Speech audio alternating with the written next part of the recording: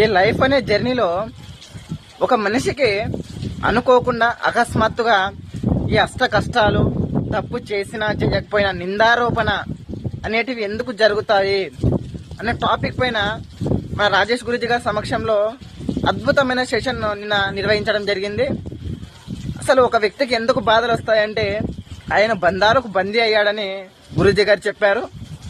మరి కష్టాలు ఎందుకు వస్తాయి గురూజీ అంటే ఆయన చేసే ప్రతి పని కోరికతో చేస్తున్నాడు. కోరికతో నిండిపోయింది మొత్తం ఆయన హృదయము, మైండ్. కాబట్టి ఆయనకు కోరికలు ఉన్నాయంటే కష్టాలు ఉంటాయి, బాధలు ఉన్నాయంటే ఆయన బంధాలకు బందీ అయ్యాడు నంది. అందుకే ఇవన్నీ జరుగుతుంటాయి.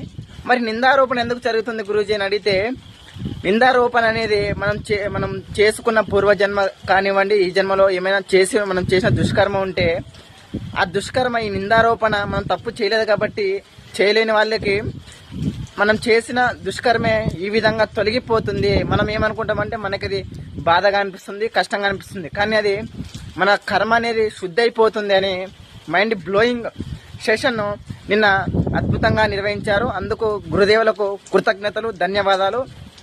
ఇలాంటి సెషన్స్ ఇంకా ఎవరైనా కొత్త వాళ్ళు చూస్తున్నట్టయితే ఇలాంటి సెషన్స్ ప్రతిరోజు జరుగుతూనే ఉన్నాయి.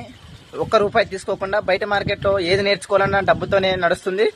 కానీ మన గురూజీ గారి సమక్షంలో మన హోప్ ఫౌండేషన్లో ఆధ్వర్యంలో ఉచితంగా నిర్వహిస్తున్నాం.